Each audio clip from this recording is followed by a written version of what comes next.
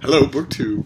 I recently saw something on Strip Cover Lit, Adrian's channel, Strip Cover Lit. I'm sure you're all familiar with his channel. He's fantastic, and he's going to start something in December that I want to do myself, and I want to encourage all the rest of you to do. He calls it the 12 Days of Litmas, and what it consists of is that we start on December 14th, and each day do a different prompt about. Well, he didn't use a schmaltzy way like this to put it, but I'm a hack, so I'm allowed to say things schmaltzily. What it amounts to is 12 days of talking about the gift of literature in our lives, and I love it. I think it's just the kind of combination of literary and nosily personal that I love anyway. And it goes like this. I want to break it down for you so that you'll consider maybe doing it. December 14th is day one. And on day one, you recite and talk about your favorite poem.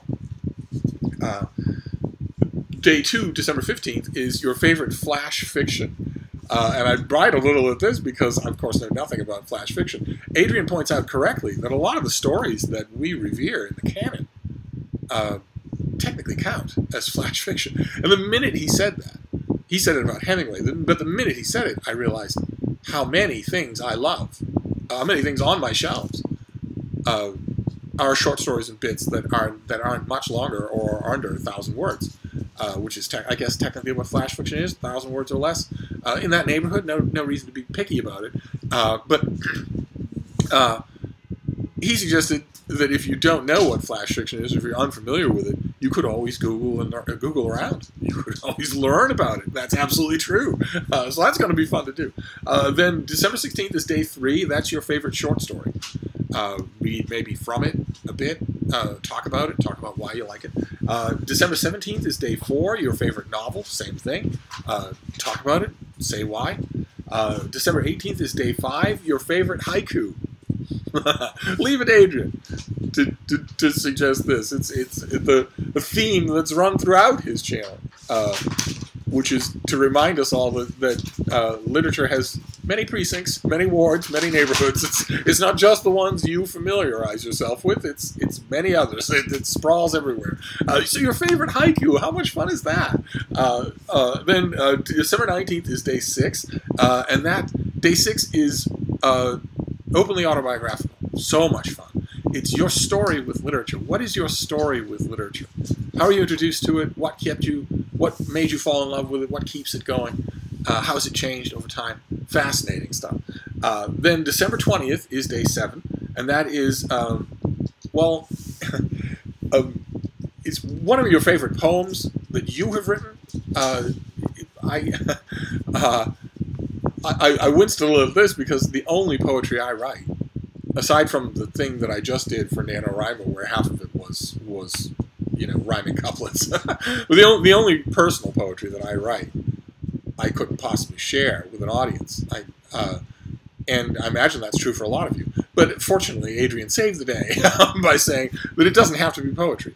Whatever you make, you could talk about on that day. He mentions, for instance, journaling. And the minute he said it, that's what I wanted to do. That's what I'll do on that day. I'll talk about journaling, my history with it, and what I do now, and what I think about it. But, lots of other things apply. So, let's see here. December 21st is day 8. And that is your favorite quote on writing. December 22nd is day 9. That's your favorite quote on literature. And not just give the quote, but why you like it, that sort of thing. December 23rd is day 10. And that is your favorite nonfiction writer. Not your favorite work of nonfiction or your favorite kind of nonfiction, but your favorite nonfiction writer. So in other words, Adrian is right here, I think, in saying that most people don't come to nonfiction that way. Fiction, yes, you identify with an author. Nonfiction people tend not to. I do. I read more nonfiction than fiction, so I don't have a problem with this, but it's going to be fun to pick somebody. Then December 24th, Christmas Eve, is day 11, and that is your go-to book when you're not feeling it. And Adrian's a writer, so of course he was talking about writing. I imagine this could be brought into any kind of inspiration. I don't quite know what I'm going to do with this one, since I'm never not feeling. I don't believe in feeling when it comes to writing. I don't rely on it. I don't use it. I barely even consult it. So there's never a point when I'm not feeling it. So I don't have a book like that But I'll find something. There are plenty of books I go to, just maybe not for that. And then day 12, Christmas Day itself, is your goals. You've got, and he breaks them down rather ambitiously, probably more ambitiously than it's going. This one will take time to do.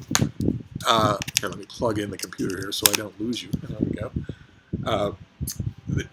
Day 12 on Christmas Day is 5 reading goals, 5 writing goals, and 5 booktube goals. That's a lot of goals. And at first I thought, well, you know, just phone it in, just do 1 for each. But no, I'm going to give some thought to it. I bet I can come up with 5 goals for each of those.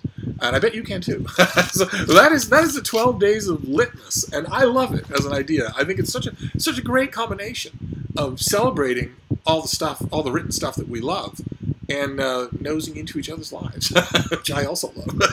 So feel free to do this, and I'm going to wrap this up for now. But I've got lots more to talk about, so we'll see each other soon.